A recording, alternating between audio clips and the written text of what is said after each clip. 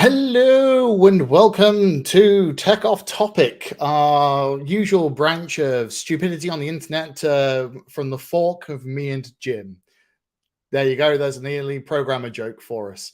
It's been a bit of a hiatus, so I'm Mike Elsmore. I am currently fun employed for a DevRel position. Please hire me. And with me, as per usual, we have... Hello, I'm Jim Seconde, and I am employed. I enjoyed the fork joke. You've thought about that, I think. No, that was on the fly, my dude. And ladies and gentlemen, in developer relations positions, this is why you should employ Mike. I mean, that kind of punnage is priceless. I appreciate that, even though I know you're killing me inside going, why did you start with a joke? Next time I make a joke at our next event to start off with as comparing, I can hammer you with this really. Oh crud! Yes, we're coming, and also the next event we're doing is going to be the Christmas edition, so I can wheel out sequel clauses coming to town, and and everyone can just go, oh no, not again. Oh god. So yes, this is Tech Off Topic. We've been away for a while because life, it's children, jobs, that sort of thing. I'd love to say jobs, but I don't have one. Mike's got more time on his hands now, so maybe you could have spent some of the time preparing the agenda for today. But the agenda today, ladies and gentlemen, was prepared by me exclusively in about 10 minutes. To which Mike said he was quite impressed with how much I managed to sort of brain dump. I feel like we're missing loads of things that have happened since the last time we did this, though. So please, ladies and gentlemen, if you have some random stuff that you would like us to go off topic, feel free to put it in the chat. We'll do our thing. How many potential sort of victims are in the chat at the moment that might spring up something? Oh, at least 3 people I know will dump some stuff in there. Oh, okay, that's good. Like for anyone that's new or listening for the first time, it's Tech Off Topic, and the most enjoyable episodes are always where we really go off topic. Anything unprepared, as I normally say, it's like Badil and Skinner unplanned, except we're not funny. Yeah, we're not funny, but somehow it works, and we find it entertaining, so we're going to carry on doing it. It's mostly for us, isn't it? Really? Yeah, pretty much, yeah. So you know what? I'm just going to call it out. There will be no British politics because both me and Jim are charged on this one, and we're probably going to lose our shit. So we will not be discussing politics as Tech Off Topic because that would derail everything. There's just no point. You could just do I read an explanation of what happened on Wednesday in the UK, and my jaw dropped, and I thought, I can't deal with this now. I'm just going to have to sort of mentally block it out.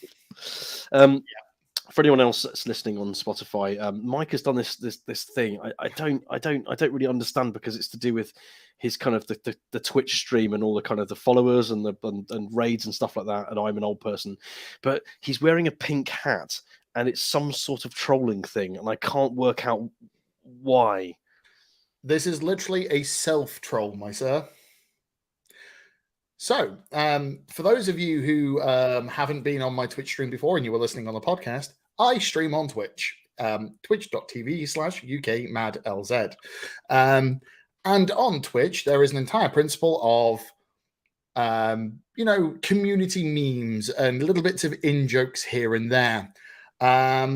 Unfortunately, one of those is the fact that I once said the word in a really weird way. It got clipped and then became an entire meme on its own. And one of the memes was trying to get me to say it repeatedly. And whilst not sober the other week, I went, right, if somebody makes me say it, I'm going to buy a hat and then I'm going to wear it. And now it's a thing. Because there was a Channel Point challenge where people had to, trigger me to do it and then make me wear the damn hat. So here's the young people hat. And your antics. It's just what ridiculous. And why is it millennial salmon pink? Because I let chat pick the color. Okay. I mean, millennial pink is a pretty trolly color. That's fine. Yeah, it's also a flipping dad hat, which is also the beginning of trolling, as it is. What's a dad hat? This is a dad hat. So this is a dad hat. You know the normal flat brim ones I have? They are I know what they're called. They're called snapbacks. exactly. So the I know dad about hat and the those. snapback, and if it's got a mesh back, it's a trucker hat. It's got a mesh, but it's got a mesh back. Were you like rapping there? That's Oh god. Okay, And yes, the right. channel point redemptions are turned off because I always have them turned off during the podcast. Otherwise, they're a giant pain in my bum. I mean, this is why you do it, though, Mike, isn't it? That's the No, whole I do the entertainment. podcast because I like podcasting. I don't do the trolling for that. Do you just let everyone else do it for you? Pretty much. Why do you think I'm wearing a bloody hat? Because people redeem their points to tell you to wear the hat. Do you want to pick something from the from all of my masterful topics that I came up with in 5 minutes? Yeah, no, this one is one that I haven't read about, so I'm going to need you to explain it to me because this one I think is mildly explosive. Mildly explosive. Palumi get busted papering themselves all over HashiConf. That's not what I expected you. That's not what I expected you to pick, actually. Well, just because of our jobs, that's one of those ones where it's like, oh damn, oh damn. Okay, so because of our, there was an interesting subtext as on top of that, and it comes into our jobs of people saying that what we do isn't relevant, which is kind of interesting, and it comes into that whole like top influencer. Do you know what Corey Quinn said it when you're all like speaking to yourselves and nobody else cares, and it kind of there was a bit of that. Anyway, at HashiConf, which was in the United States of America somewhere. I can't remember where it was. Probably in the Bay Area. Pulumi's developer relations people, and by say people, I mean like I don't know their whole team, but basically I know Kat Cosgrove and like and previously I would have said Matty Stratton, but he's now Ivan or I believe he's Lorna's boss at Ivan. So they weren't consulted about this when sales or marketing, presumably one of the two, decided to take the Pulumni marketing divisions and do a really big ad flyer campaign of like fly sticking stuff across everywhere at HashiConf, their main rival. And I know that in the US, rivalry is perceived as different. Like for instance, in the US, McDonald's can name Burger King and actually troll them, right? In the EU, you can't do that. So, you're not allowed to name competitors by name, but that's not America's more sort of. When you've got a suing culture, what do you expect? Well, yeah, exactly. So yeah, so obviously everyone with the Devra at Pulumni went, you did what? Do you realize that makes us look really petty? And they were like, no, it's fine. So they weren't consulted about it at all. And then, so they got, everyone got into a bit of a tiz within developer relations specifically. But then, when you get the sort of the voice of engineering, and sometimes it's like, and I think it's relevant sometimes of like, do you realize you're all talking amongst yourselves? Sometimes that is correct, and sometimes it isn't. In this case, someone said no one else outside of DevOps DevRel cared about this stunt. And I think, well, I mean, if you take the whole weird bit of niche stuff that we're in, it looks pretty rubbish, doesn't it? It makes you look really, really petty and terrible that you would go to your main competitor's event. Like if our main competitor is Twilio, if we all, like at Vonage, we all bombed the Signal conference and started trolling them or putting adverts on there, it'd be like, why are you doing that? That just makes you look like losers. So, right.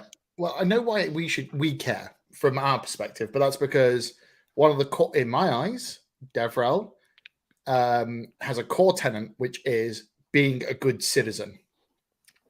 Now, part of that is you don't trash the opposition, because then that just seems petty and low.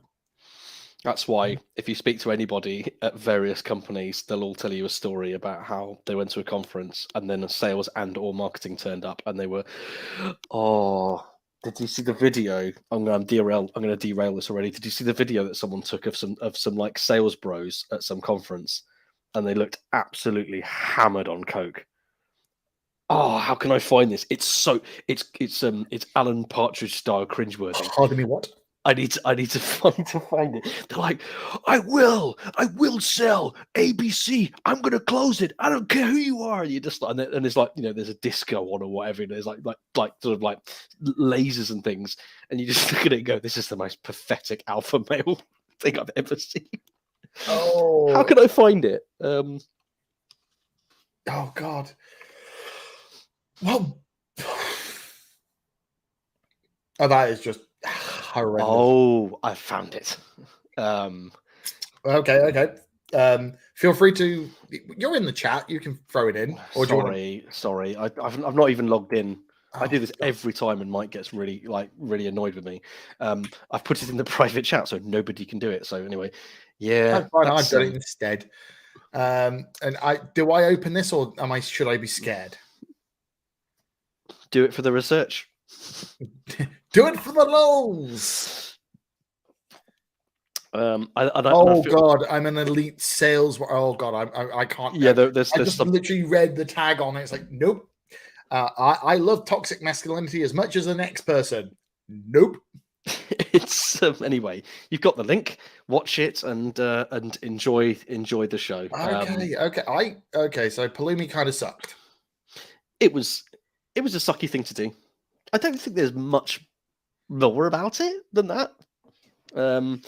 I think someone pointing out and saying it's just Devrel Twitter and no one cares was kind of a bit more interesting to me.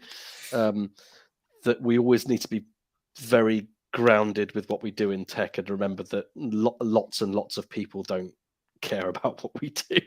And the way I present myself to people that write software sometimes is I don't say what my niche is. I just say that I'm a software engineer because I am. So they don't care about the other thing. What does he do for a living? I'm a software engineer some of the time. Which I am most of the time. I'm going to pick. Are you satisfied with that? I'm satisfied because I was like, oh God, what's it going to? Oh, it's not as big as I thought it would. But it's not that. It's not that bad. It's more sort of like a little bit humorous, gossipy. There's some tasty ones. And I know that one I really don't want. I've got one that I really don't want you to pick on. Oh no, I've got which one is it? No, I'm keeping it to myself so that I can cry when you pick it. If I can find it, I reckon I can find this quickly. I think that we never discussed this in a tech off topic, and I don't know how. I don't know how we didn't do it at the time. And it's Ubuntu. It's Ubuntu makers Canonical changing their interview process. And what they changed their interview process to was the most mad thing you've ever seen. You look at it and go, nobody is going to apply to work at your company ever again. It's like a 50 question questionnaire that's enormous, and it's about you, like, what were you like at high school and stuff like this. What? Have you not seen this? No. I've been so buried in job interviews and what this week and the streams that I haven't had a chance to play catch up on everything. Okay, I found it, and it's from the Linux subreddit. And I was talking. Do you want to share your screen to share it? Because I think this is one of those ones that needs to be shown, isn't it? I was talking about this with Zach Powell on our team, who's if he's listening, hello, because I think he might be.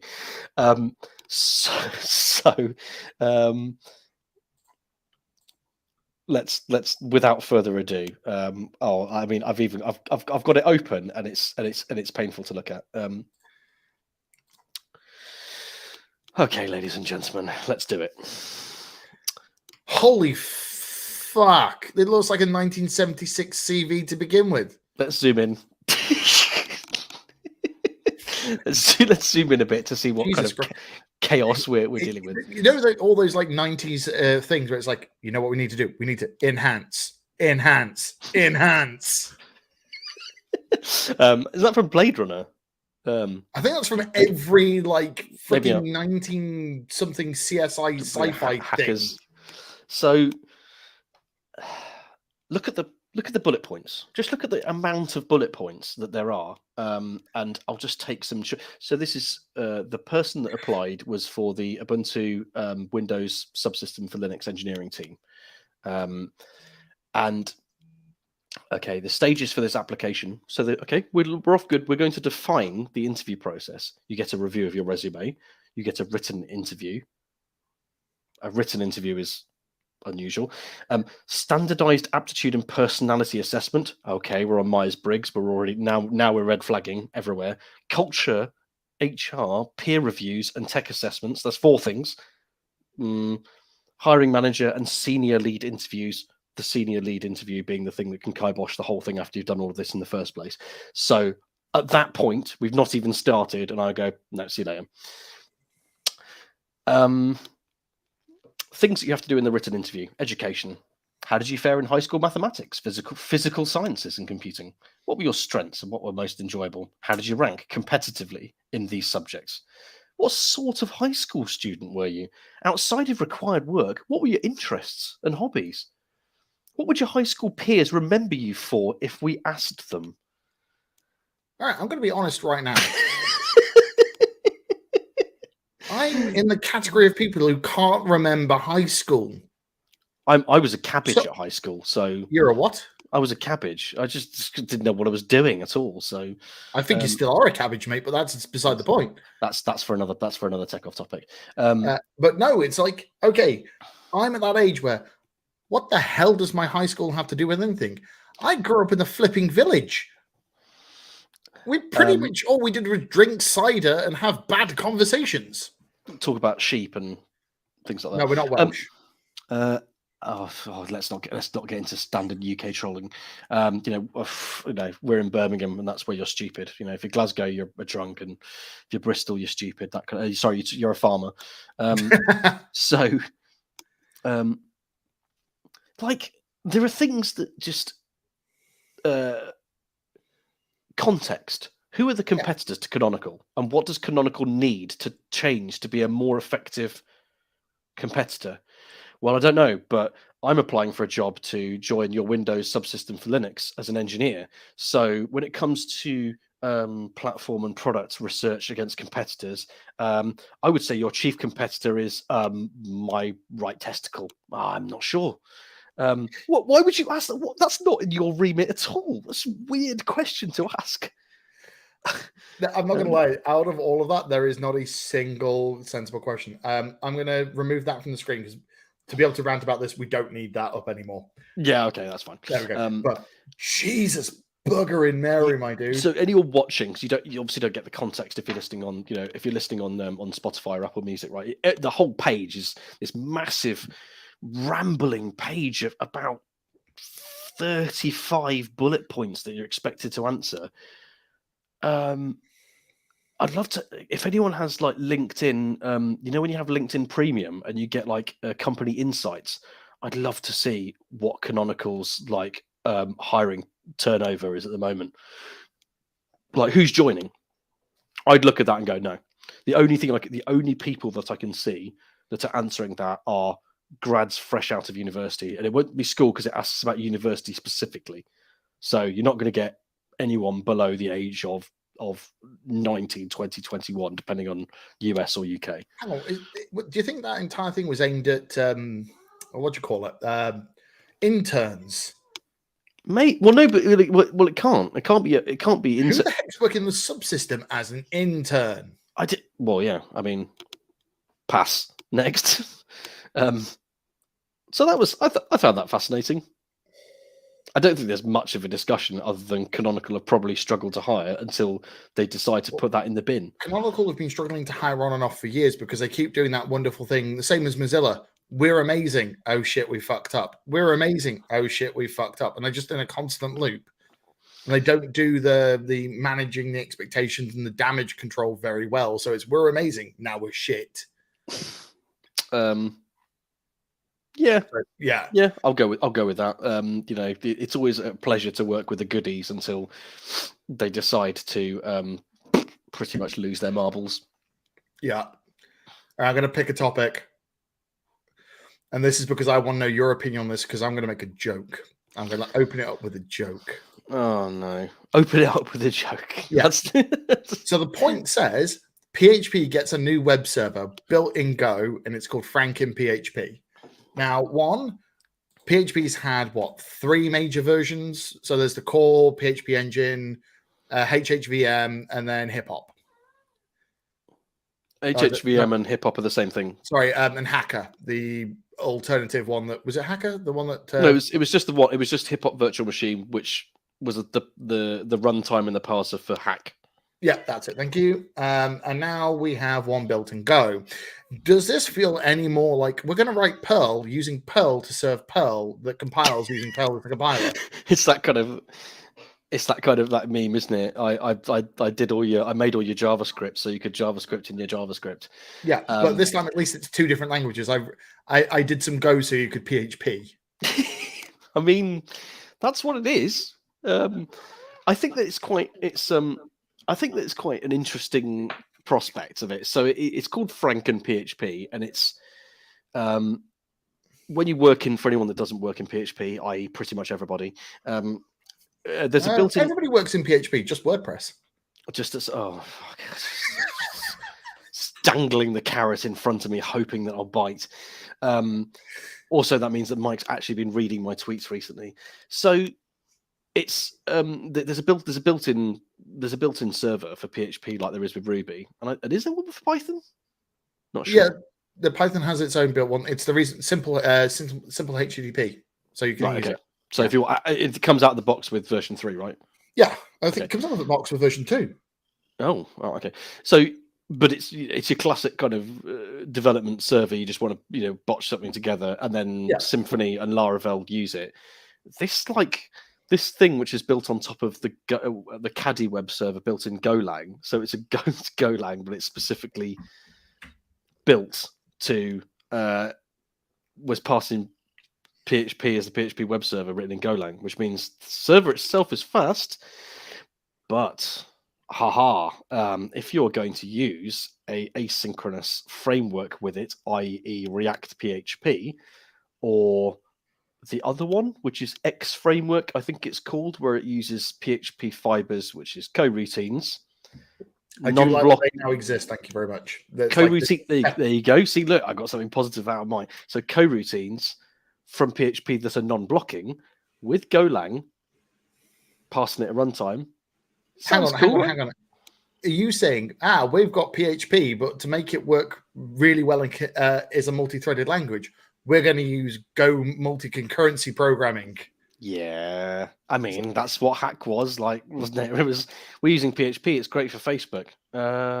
This won't do what you want to do. Okay, well, what we're going to do is we're going to write a brand new engine for it, and then we're going to put a whole level of abstraction on top of it to make a new language, which is backwards compatible. PHP, JavaScript, mother of invention languages, aren't they? No, they're mother of desperation languages.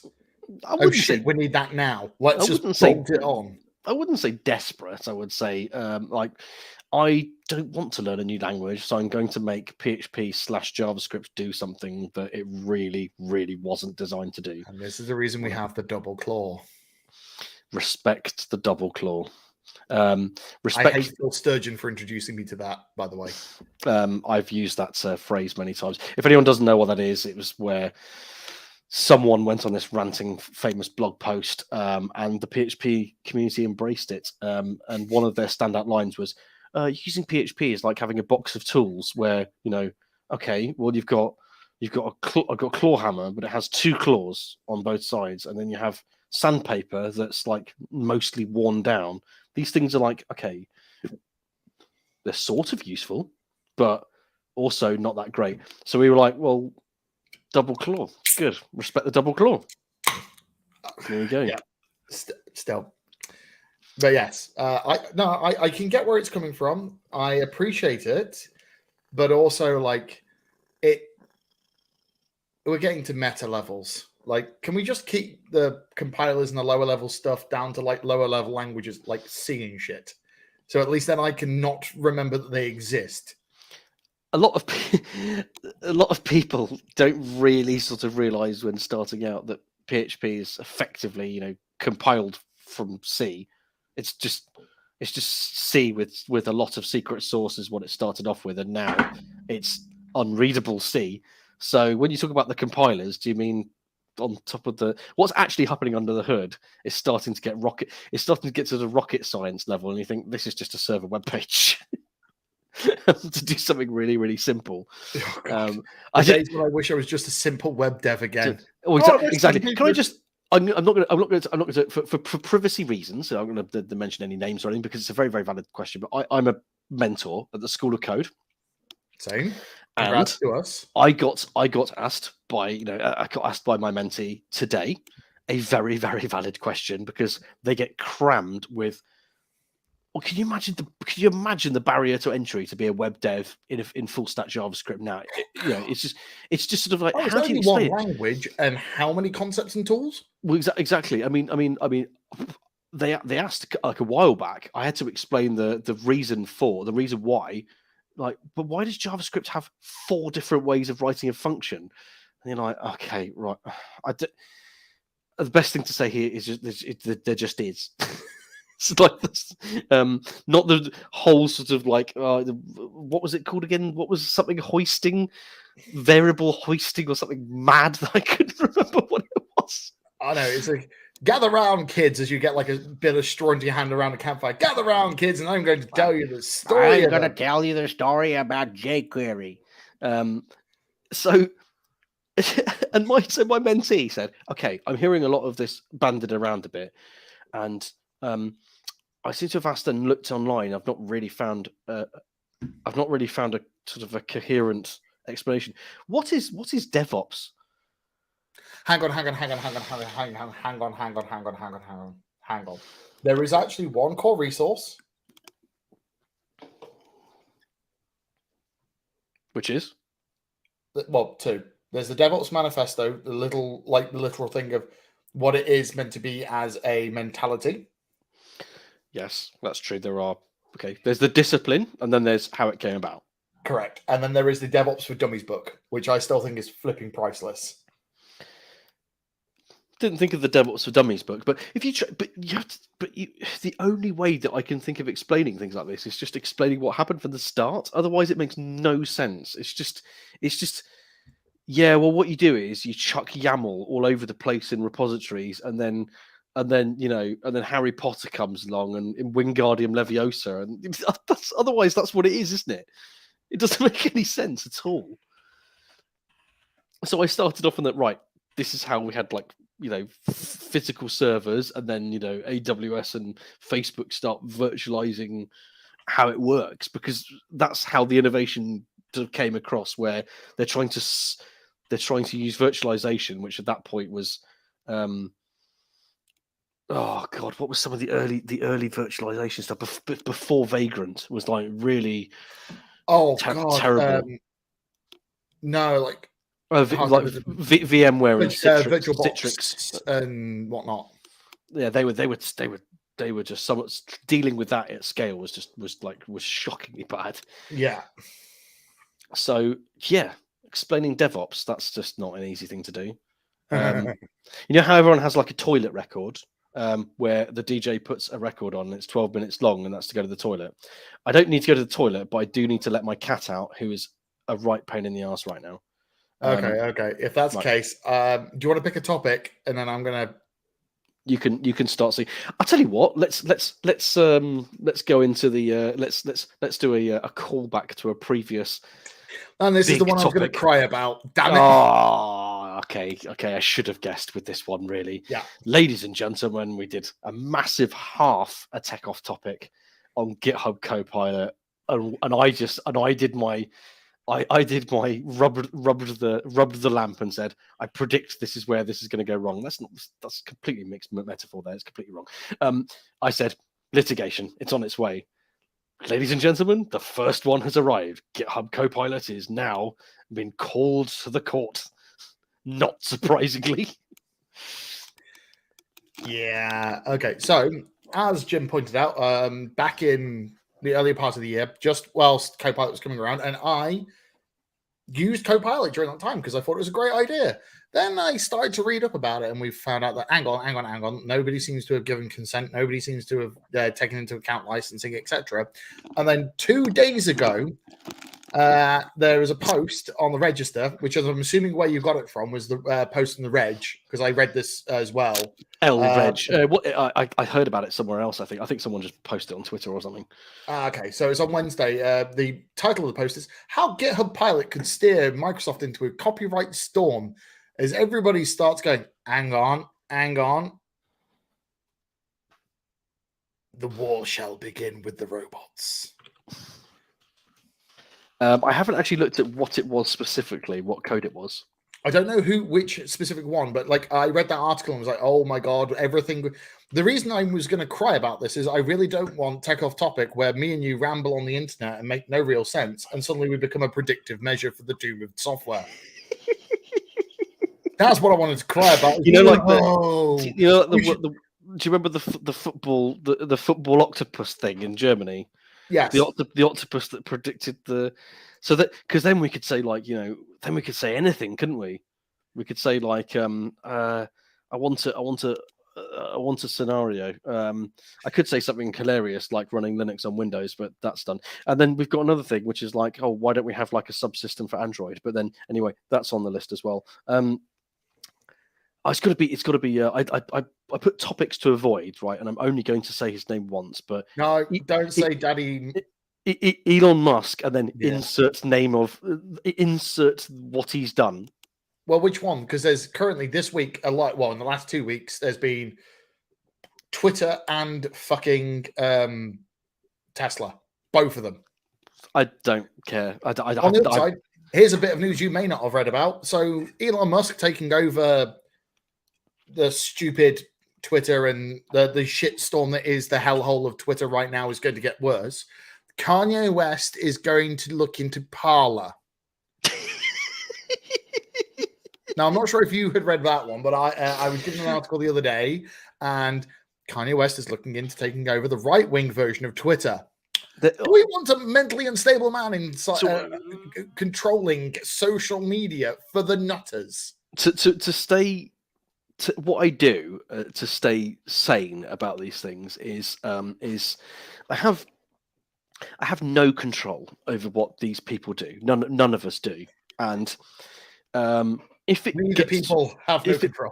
gets to a point where these kind of things impact us, then we can change. We can ditch one technology, and it has happened before. But in general, watching what these morons do is just I just sit back and just think this is hilarious, and they think they're so clever as well. That's what I love about it. Like Kanye West, because he's an auteur and he's an artist.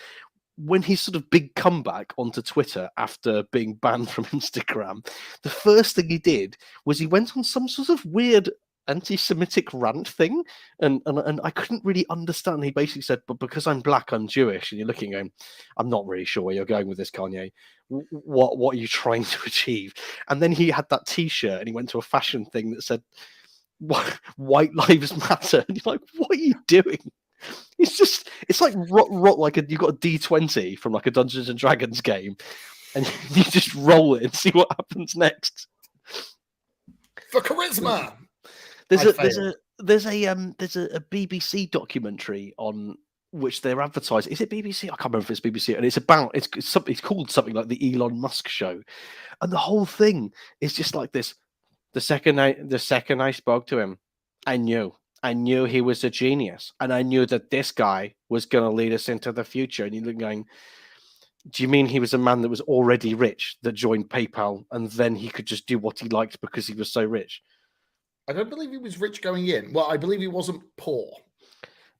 A bit like the inspirational tweet on LinkedIn where it was like, these businesses all started in their parents' garage. What are you going to do? And you're like, do you mean they were given $100,000 by their rich parents to build those businesses up? That's what actually happened. Yeah. It's a bit like that. Like Elon Musk wasn't a millionaire to start with. Okay. Oh no, we've just been informed he was worth millions going into PayPal. So okay, I stand happily corrected. There you go. The problem is, What he's good at is, do you know what? Okay, it's a bit like I'm not going to go into politics. It's a bit like, have you ever considered to be really successful at being a millionaire? Have you tried having more money? you know you're straight up channeling Jonathan Pye there. Who's Jonathan Pye again? You've mentioned Jonathan Pye before. Oh. Is he the one that did the email thing on TED? Is that him? Possibly, but he's a comedian. He is a character of a comedian. Does like every time there's a major political thing in the UK, does a YouTube video on it. I know. He published He one today about Liz Truss. Oh, that's going to be hilarious. Anyway, we're not going into that. Okay, yeah, but Elon Musk, he genuinely thinks he's an absolute genius, doesn't he? To be fair, he's not dumb, but he's also complete. No, as in like there are people who are rich and are dumb. Like they don't seem to be able to make a good choice in their bloody lives. No, Elon Musk has made really good choices to get more rich. Like, yeah, that's true. You can't like say no. It's like Kim Kardashian. Like she got famous for a sex tape and then she built a goddamn empire. You just can't disagree. Like you can't fault that. It's like, well, I know how to make money. I think what's disagreeable. But that doesn't stop them being a toxic waste of breath. Yeah, that's true. That's what it is. I think you're right with that. That's what the difference is that Musk is just like he's got so much money now as one of the richest people in the world. He thinks whatever he says and does makes him very, very clever. And so it's not like he's stupid. It's just that level of ego is now funny because it's stupid. I've just realised we've gone on a fucking rant about the two people who said we weren't going to go on a rant about. That's true. Really terrible kind of. I was waiting to see like if we just get off on a really, really random tangent. What you mean, like the homunculus one last time? Was that the last time or the one before? That was definitely. That was the one before that. Yeah, good point. So we could just go for we could just go for the one. Well, it's your choice next, isn't it? Yes, but I'm more than welcome because I'm actually going to be sharing in chat because it appears that people don't know who Jonathan Pye is. That Jonathan Pye is jonathanpye.com. There's a pie for that, and we grow the pie and we get a bigger slice of the pie. And that bit in Shaun of the Dead where he called his team together in the shop and goes, right, everyone. And they're all sort of 17 and don't really want to be there. But right, everyone, it's a team meeting.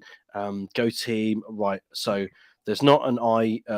There's not an I in team, but there is an I in pie, and we're all members of the pieces of the pie. And then one of the kids like mobiles goes off. Hello, mate. How you doing? I don't want to be here. What are you like? What 25, 17? It's a bit like that. I love it when people just talk nonsense. Yeah. Okay. If that's the case, I'm going to pick one because I want to know where this is coming from. Because as far as I can tell, this never fucking changed. This didn't stop being a thing. Hey, pop the cloud, move to physical infrastructure. We never moved from physical infrastructure. We've been like, oh, everybody's selling a hybrid solution. You can have it in your office or your data center and online. It's all one thing. It's like bullshit. It's all the same shit. It's metal. You're just paying somebody else to manage it or you're managing it. What's that? What's this? I think, ladies and gentlemen, we should give this mic voice like a name. I call it my adenoid's voice. Oh, you have said that before. Your adenoid's voice. It's not going to work. No, we can't do that. I've got to take the Jag down to the garage. That's it. You always say that quote as well. The Jag down to the garage, and Yep. I don't really know why. I know lots of Jaguar owners out in sort of like Hagley and Bell Broughton and posh places in Worcestershire. None of them talk like that. No, because you're like, the Jag. No, you need to do the lower voice. You need to do the Jacob Rees-Mogg. Oh, we'll just go in the Jag. It's fine. So bloody hell, you sound like a raw when you do it. For those that didn't hear my radio interview, I am a public school boy, so I'm permitted to take the piss out of myself. Because when I do that, that's what pretty much everyone that I went to school with sounds like. And I don't really keep in contact with anybody from school. Anyway, pop the cloud, pop the cloud. Yeah, hey, where's it Bing. come from? It's what's really funny is you've misread it. Oh, okay. What I should have put is, anime. If I amend, I thought you read it out verbatim. Hold on. Yes, you did, but you've not got the.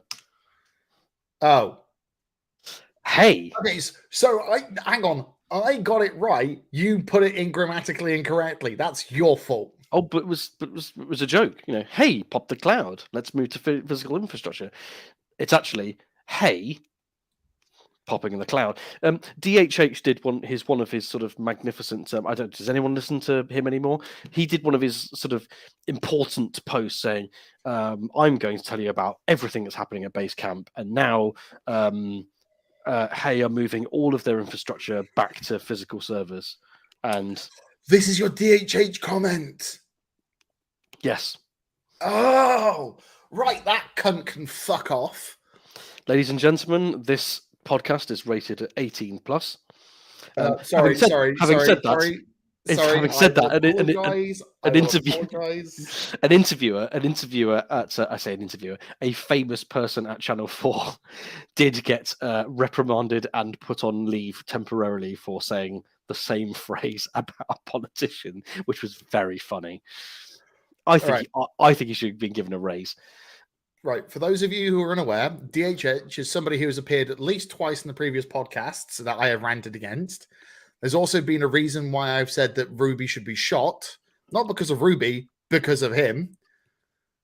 And he is the founder of Basecamp, the project management software. He is one of the original creators of Rails, if I remember correctly. Yes, I think that's right. And he is an absolute shite box who tried killing off his staff for profit. As well as then saying, if you can't make money, what is the point of you existing? And then also going, open source doesn't work. Your fucking career was built on the back of it, you nonce. He's a walking kind of contradiction, really, isn't he? He's just it's a bit like sort of I don't even know any of the names. There's the foreign minister or something for Russia, and every time he says something, you go, right, so the opposite is happening. It's that every single time. Whenever something comes out of his mouth, you're like, oh, okay, that's interesting. It's going to be the opposite of what you say. Spicy! But I mean, it's not that spicy, is it? No, it's not that spicy. It's just stupid. So yes, like saying Russia is bad is not that controversial anymore, is it? Really? No. Anyway, no. But no. So right. So DHH has appeared in multiple talks I've delivered, and this podcast where he is a very holy, and when I say holy, is in his entirety, shit human. Yeah, and I think when he's a feckless man with an awful product who believes he is God's gift to software. When he makes these big statements, these big sort of sweeping statements of right, because I'm a thought leader, I'm going to introducing this, and it's a whole new concept, and I'm the first person that's ever thought of this. When the community in general, starting off with the Rails one and Ruby, and now just anybody jumps on his back and says, "Are you not being a bit of a dick about this?" He does what quite a few people that I know do that in similar ways into the some of this happens in the music industry, not huge, like we're talking about Kanye, it's not people like that, but they basically they can't deal with people saying we don't care, or why are you talking as if you've reinvented the internet, and so they have personal sort of meltdowns and then blame everything on their company on the fact that they've got mental health issues, and you just think, well, I've got a really good idea on how you could avoid this. It's like, hey, J.K. Rowling, do you know how to not be offended all the time? I've got a really good idea. Hey, Gray Linehan, do you want to not be broken and like appealing to your friends that you used to write comedy with for money? I've got a way to avoid that. Guess what it is? Jesus, but yes. So when he says the cloud is dead, long live the server. One, I think he missed the point about the fact the cloud was just other people's servers. And even if he's going to run it on the infrastructure, I put good money on he's going to pay an external company to do it because he doesn't fucking know. Your language is really fruity today. Hey, this happens every time you point me at certain people. Maybe I should just stop putting these people in the agenda. I need to actually find out what they would do. I need to find out the reasoning why they've decided to move all their infrastructure from cloud back to. I bet you it's some form of, oh, well, we can't trust the cloud providers because they're going to shut us down, / oh, we need to control costs. We need to know exactly how much box we've got. And then this comes to the old thing of like, okay, so your application 15 years ago started on a box. And when you had too many people use your box, you then got a bigger box. And then you ended up having a data center. And then you became Amazon. What I don't know, this happens with Elon Musk as well, is that when they get to this level, like there's this sort of huge disciple follower base that hang off every word. Why? So I found the article, why we're leaving the cloud. And it's had one foot in the cloud for well over a decade. Hay's been running there exclusively. Okay, fine, that's standard. Continuing to, we're at times we're paying an absurd premium for the possibility that we could be running at full capacity. Right. So their auto scaling isn't working. Okay, so that means somebody fired that ops team last year when they wouldn't go back into the office and is now suffering a poorly managed infrastructure. Oh, I didn't think about that when they did they were come back into the office, and they were also you're not allowed to discuss amongst your peers anything vaguely you're not allowed to mention Black Lives Matter. So it's like, these chickens are coming home to roost. We've had a comment that the post says they currently pay over 500,000 to AWS a year. That's RDS and Elastic Stack. Right. Then that just means you have not flipping built your infrastructure properly. You've gone, you know what? We're just going to make everything elastic and leave it at that. You know what that means? You didn't think about capacity planning and actually thinking out your infrastructure. You just went, oh, they do it all for us, rather than learning how to do it properly. I mean, it's like, you know what? I've heard this great thing. It's called Heroku. Let's just put it all there. God. I'm a. You wonder when the bill's big. DHH is this sort of big titan and is incredibly successful and a millionaire, and I'm a nobody. I'm sorry. I'm reading this. They'll be impotent. I'm reading this, and I'm thinking, but that surely is the only explanation. So he's saying that the flexibility of the AWS pricing doesn't work for Hay. Well, surely that means that you've not configured it to be flexible. Yeah. Am I being stupid? Am I missing something here? No, literally, that's the nail on the head. That is literally what I've just said. They have gone, oh, the flexibility. We don't have to think about this. We can have an almost no ops approach to this. Okay. When you go for a no ops approach, you pay for the no ops approach. That's literally what it's designed for. If you want to have tighter control on your capacity and spending, you then have to invest in the architecture and management of said architecture. That is the reason why we have SREs and infrastructure teams. Specifically, he also says this isn't just about cost. It's about what is it? Are there any tech translators in the chat? This isn't about cost. It's about what kind of internet we want to operate in the future. Is he going to start shilling for Web3? Oh, I wonder if he's preparing himself to get into Web3. That would be funny. Does anyone remember that? Web3, that was funny, wasn't it? Well, the horrible thing is it's still a bloody thing, mate. I don't know because I'm not paying attention to it. I've even stopped looking at the things, laughing at it now because it's just so not bothered. What is happening is I'm now engaging with recruiters one-to-one in LinkedIn, where I'm pretty much saying no, and they're going, "You do realise that you're missing out in the future." No, I don't think that's it. I had so much fun this week. I have wasted at least £3,000 on behalf of other people.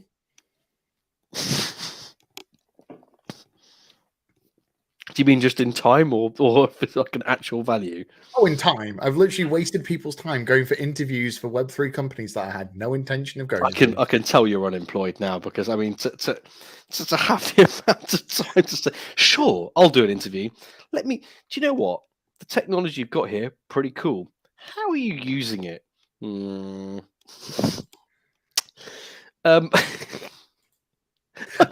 just gonna move on from that. I love this. It's like, when people say there's few things more certain in life. There's death and taxes, and descending into Web3 has got to be one of them for this podcast. What about you know that old thing? It's like all arguments end with Hitler. No, all tech arguments will end with Web3. Yeah, absolutely. I'm with you on that. Here's what I'm going to pick one. I'm going to pick one here because I'm fascinated with the company and how and whether it's actually managing to turn a decent profit with its product. Okay. Like a lot of people, I definitely mentioned this on a previous podcast. This is where I start freaking out that I'm like a broken record and I have no substance to what I talk about whatsoever. But I've definitely mentioned No Man's Sky at some point. Well, to me directly, yes, but I don't remember on stream it being. When I mentioned when I like pretty much everyone, I think when I saw Sony's E3, is it E3? I can't remember what it's called. When No Man's Sky debuted, and also Sony, I think themselves bumped them to the top slot. Yeah, a company in Guildford called Hello Games that had about 9 employees bumped them to the top. Hang on. Just as a point of reference, just as a counterbalance, this happened years ago with id Soft, which, as we now know, is as I know it, ID Software, who made Doom, which I didn't. It's id apparently. This also happened with id Soft. They got bumped massively back in the day when they were a small, and the same with Naughty Dog. Naughty Dog was originally a team of 5 to 10 people, and then they became the best seller for PlayStation, so they got lobbed everywhere. Size of company doesn't matter if it's a key PlayStation franchise. Sony don't care.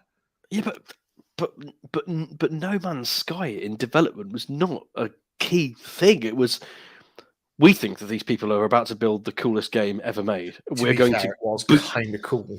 Well, when like everyone else, when I saw the trailer, I thought I can't actually quite believe what I'm seeing.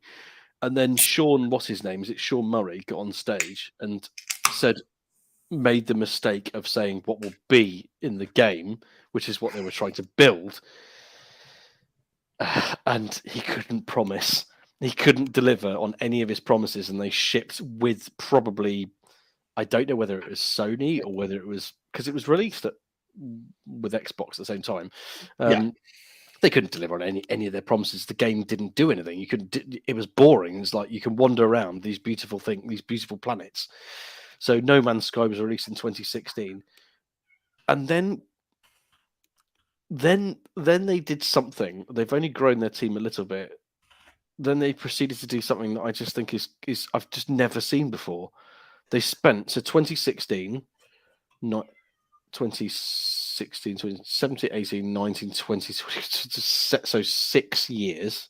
They spent 6 years not releasing any new games and only fixing the game that they originally released. Well, this is starting to sound like CD Projekt Red.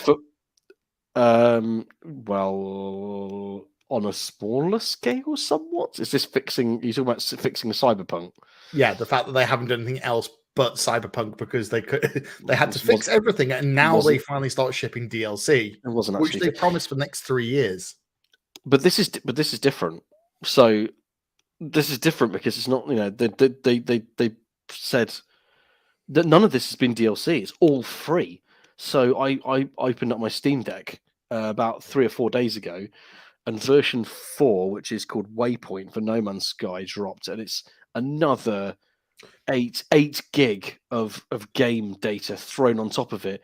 They've made a game that's completely unrecognizable from when they released it. It's amazing. No Man's Sky is like an amazing game, and I don't understand how they're making money, like doing all these free, like working on it, because then you got to get new sales. How does it work? To be fair, I'm pretty sure they get paid directly from Sony as part of because if I remember correctly, No Man's Sky was part of the PSN Plus stuff. So kind of like Xbox, but Games Pass, etc., where you do receive income as a game that is on that platform.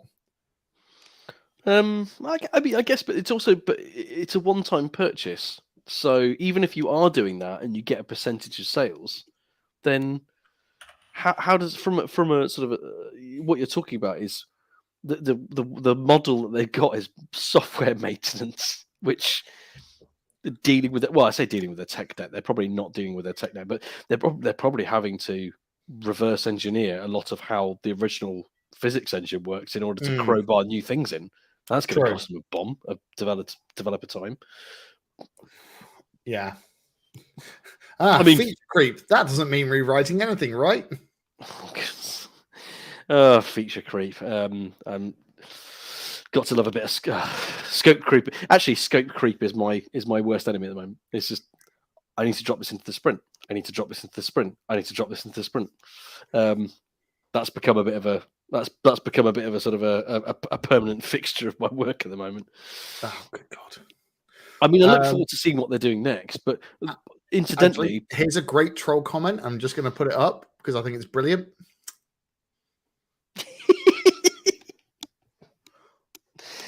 That is from the descriptions that I've read about when it came out. That's like everyone asks the questions like, do you know what? I've just realized I didn't do the proper podcasting thing. The statement says it was a great walking simulator. And then my brain just went, hang on, that's Death Stranding with less weird aliens.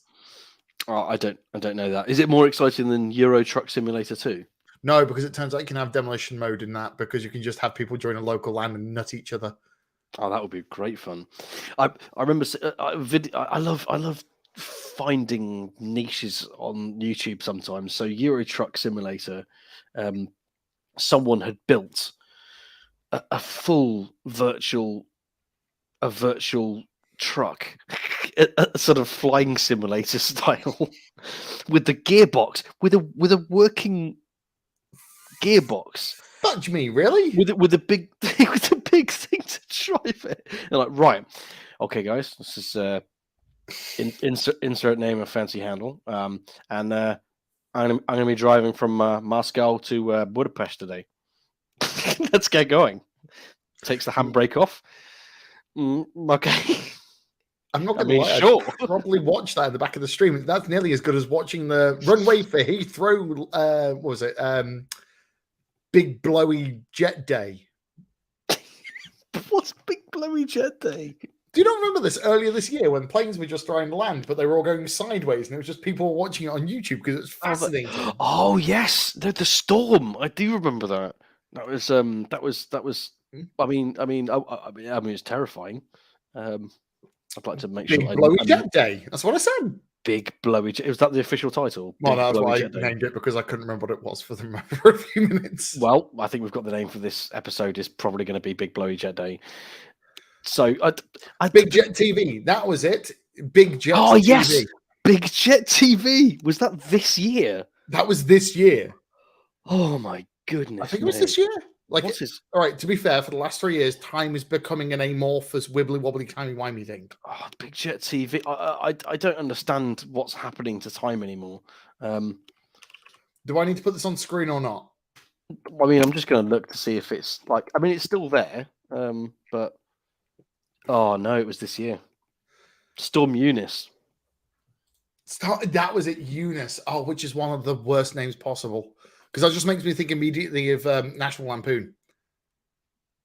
Is the main character called Eunice? One of the main the only one I watch is the only bits that I remember that are outside of the Christmas one, which I watch pretty much every year, is when they get stuck on an island or a roundabout to everyone else, where they keep on going round and Big Ben House of Barnum kids, Big Ben House of Barnum kids, Big Ben House of Barnum kids. So they have to keep on pointing out. Oh, here's a reference for you. Did you know the first Van Wilder movie was National Lampoon? That's a good pub fact. It's National Lampoon's Van Wilder Party Advisor. Late 80s? When would that be? Fucking Ryan Reynolds, you pleb. Oh, like okay, 2001 or like 1999. That's same thing to me. I thought that I was young when it was 1999, and I'm old now, so it doesn't make any sense. National Lampoon's Van Wilder, 2002. 2002. Okay. For reference, when I bought that Medal of Honor Allied Assault, where you went on Normandy beaches on PlayStation 2. Oh, that's a modern. That's a fight at the Flak Tower, which was ingrained into my brain. That was the one. Modern computer games, not like any of the now it's Space Age. So big jet TV. We have truly reached tech off topic. Yes. I think we've gone off topic, but we haven't. But it's not silly enough. It's not been silly enough. All right, chat. You have a challenge because we're probably going to end in the next 15 or so minutes. If you could throw a topic which will send us truly off topic, challenge. Make it silly. I like that. Mm-hmm. In terms of podcasts, a random fact for the day is my wife found out that there's a one of the biggest podcasts at the moment is the one hosted, the parenting one, which is hosted by Josh Widdicombe and Rob Beckett, and originally it was called the Parenting Lockdown Podcast, I think, during lockdown, just about dealing with kids. And so they did an audiobook of it, and you could send in recordings of your child saying things for the chapters for the audiobook, so they would use a different kid. Okay. And Jen did a recording of Alex saying feeding, and they picked it. So my son is in the official audiobook, and they gave a little spiel and said, "Oh, that's the cutest one we've had yet." And I think that's probably the best thing that's happened this year. Okay. It's nice to know your kid's more famous than you. That's true. Although I got interviewed for local radio. Ladies and gentlemen, we have reached the peak, Jim. He is never going to get any better than this. He has been on local radio. Do you know who I am? I've been on local radio. I'm sorry, I've just got Vinnie Jones. Do you know who I am? I'm the juggernaut. I was doing Northern. I mean, Vinnie Jones is, what, mate? Right. Have you not seen X-Men? X-Men Last Stand, I believe. I've seen an X-Men at some point. Is that the thing with Patrick Stewart where he's not Picard? And the nerds in the room lose their shit. I watched the first two. I started when the Marvel universe started expanding. When they started was before the Marvel universe. Oh, I know. So I watched two of them, and then I just got bored. I'm like, yeah, okay, great. Whatever you can be, you can turn into a chameleon, or you're basically Geordie the Forge, but you've got laser eyes. Fine, whatever. Here we go. Here's a tech off topic one, and it's actually priceless. So I'm going to put it on because it's going to derail us because it is that time of year. Uh-oh. How much do we think a large Bratwurst beer will cost at this year's German market? It's either going to be Stuart Langridge or Dan Nunes that's going to that's going to put that on. It's Dan. It's Dan. I don't mind. I don't mind it. I don't mind it. You've But you've never lived in the city long enough whilst it's the German street market. It's I've hell. I've had two. Hold on. I lived in the Jewelry Quarter, and I've had For about 2 years. yes. So that's two German markets. Yes, but you also didn't commute through the Jewelry Quarter at that time. But for context, the spammy the Dan let's throw a grenade into the mix here is we we have we have in Birmingham we have a German market. It's the largest German No, Christmas correction. It's market the largest out, Frankfurt market outside of Germany. right. But the way that it's structured is it's the same three stands replicated throughout the whole city. Yes, it is. And the horrible thing is, it is positioned literally right next door to New Street and completely in the way of everything. It is in the way of everything. I Yes. can't. You know, however, when I go, this is an extremely privileged position to be in. So your experience is not going to be this at all. Your Get mileage may vary. I go in on a Tuesday. I get a bratwurst, have a wheat beer. My wife has a Glühwein, and we there's really comically zany things happening all around us, and I don't know. There's an umpa band in the background, and then we go. That was fun. That's the Christmas thing, and then we leave. Christmas markets are great. Yeah, my problem is trying to get. So at one point, ladies and gentlemen, I had to commute through New Street whilst living and working in Birmingham. And so there was a period in 2018 where I was working 12-hour days for a company called Pact. Fuck them. And I had to go through that mess very late in the evening, which means skipping beer and going home before ex-wife killed me. And well, it was 2017. That was before the divorce. And it was hearing, hey, hey, baby, whilst going, oh my God, the idiots are out. And it's about 2 months long now, isn't it? Yeah, it's. I actually was sat in 200 degrees on Monday, just grabbing a coffee, and I saw the trucks rolling in with all of the drinking stand, not the stalls, just the things that you use to lean against whilst you're drinking. What is the problem, Mike? Do you not like drinking? You're not liking the beer also? He's got a beer in his hand, so he does. The original question was the price. So I don't know. I do believe we are going to have a point of inflation because the one thing about the German market is the bratwurst actually is imported. So it's authentic stuff. But if they put the prices up, so are we going to... Something has to trigger the riots in general for the country. Do you think it's going to be the price in the German market? Let's call a spade. We could, instead of a general strike, Birmingham, where Birmingham goes, the country inevitably ignores. But yes, that's actually what does happen. But then, if the price of a bratwurst is suddenly £6, and it's like, well, do you know what, mate? I know you think you're in Birmingham now, but it's basically London, so it's the same thing. So what do we do? Do we smash the glasses? Oh shit! The price of a pint at the street market is going to be the same as drinking down by the bank. The bank. As in bank. Sorry, as in bank. The area of London where all the bars are redundant. And then the Brummie accent will change, won't it? Instead of like sort of Brummie accent, it'll be like, oh god, yeah, oh man, okay, I tell you what, Tompkins invested in this yield last week, and like it's totally like busted. Could I have some more? Could I have another pork cob, please, my good man? To be fair, if they have the shop that sells a Yorkshire pudding with a Christmas dinner inside it, I'm sold. Yorkshire puddings.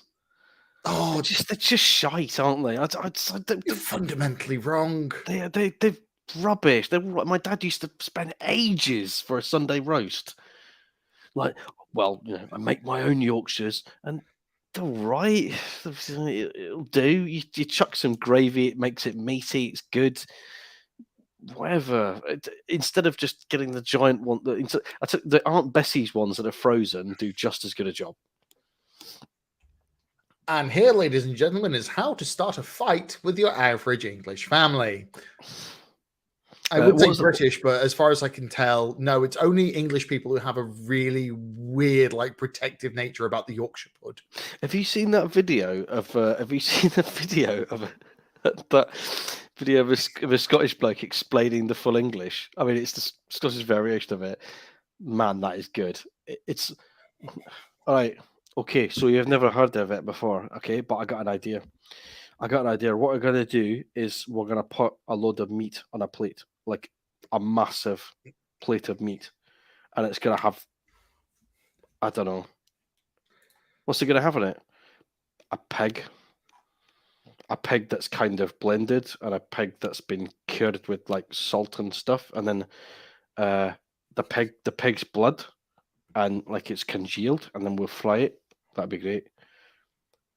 Jesus, this sounds really bad. Is there anything else with it? Like, I don't know. Well, I suppose we've got to make it balanced, so we'll put some vegetables with it, and I don't know, something like that.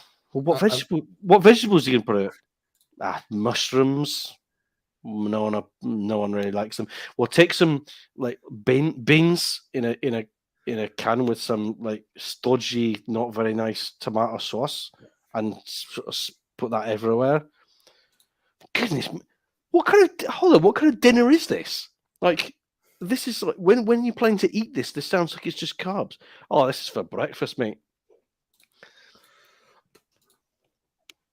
That's a good explanation of the full English. I'm sorry, I was just waiting for you to say, and the tatties. Well, no, because otherwise you go in that haggis, neeps, and tassies or whatever. Just as an FYI, Daniel Nunes, fantastic job on derailing us in a most excellent way. Started off with Canonical. I tell you what, let's take different types of pig. I reckon that's a good derailing. This episode has achieved its aims. Yep. Hang on. So, right, do we need to do the usual selling our souls for the community, etc.? You say selling your souls as if we're going to do like an advert that we get paid to do, and what we're actually doing paid to do it, but we do it every time, and we should, because you know what? We're both advocates for the community of Birmingham and the wider tech community. Yes. First thing, easy option. I'm going to take the easy option, which is Hack the Midlands. I've just dropped the link in. There we go. Hack the Midlands, the largest Hack the Midlands in a weekend time. It is the spiritual successor to Hack Fronts, as far as I can bloody tell, in the West Midlands area. It is a hackathon. So come to the West Midlands and build shit next weekend if you've got nothing else to do. Yes. There's as per usual, there's the kind of the unique perspective of it, which is the only one where there's safeguarding for under 18s. That doesn't happen at any other major league hacking events. And also to please Dan, because I didn't realize before, Jump 24 have just been added as a gold sponsor along with BJSS. Sense. Who is Sense? I don't know who Sense are. I have some Googling to do. Majestic, Capgemini, Capital One, quite a lot of sponsors. So that's cool. That's an essential one for a company of for an event of its size. We got a new meetup called Manage Ops, which is happening soon, isn't it? Yeah, that's a local weird one, which I actually massively agree with, but I still find it weird. It's a meetup link, and it's a really interesting. There's a high demand for it, really. It's a meetup specifically for those who want to be engineering managers or are engineering managers, so they actually have a place to talk with people. Because you know what? When I got dropped into being the lead engineer, I had no idea what I was doing. I could have done with this. Yeah. Also, people are terrible in general, and to have a soundboard to speak to other people about how terrible people are is kind of essential, right?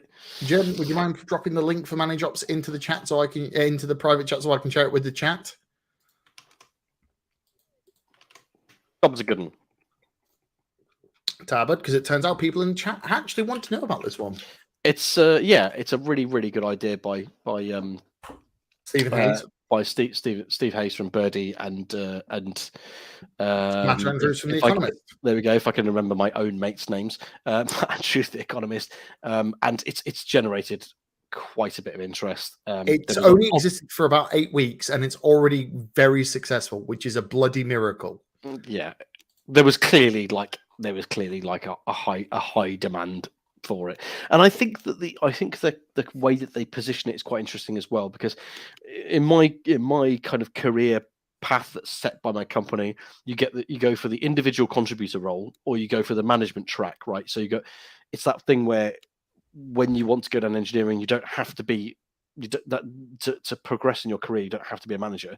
You can be you go into principal and staff engineer and things like that, and they have the same thing within my sphere in developer relations. It's exactly the same.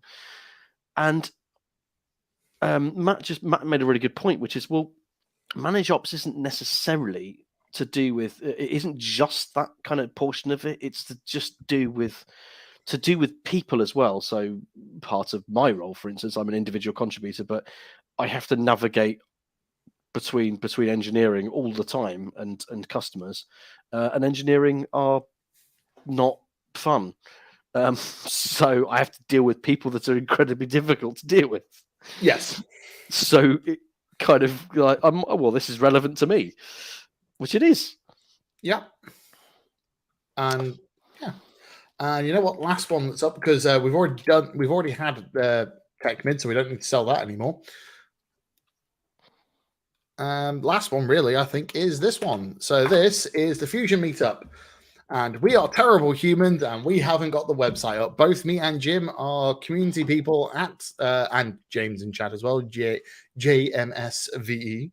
Now, we're all part of Fusion, and we have the next one on December 8th in Birmingham at the studio. And we have not done any announcements or set up any of the Eventbrite links or the webpage. I mean, that's fine. We have just done one about 3 weeks ago, so it's not true, but that bad. If you're after information, it will inevitably on that website, which was built by the wonderful James Vickery, and with my hackery on top of it. Oh, I see. Vickery hackery. I see where you're going with that. One of the things that's really interesting about after Tech Mids was that the lightning talks were quite popular as a format, which we hadn't really, which we don't really see that often. Brum.js has done them once.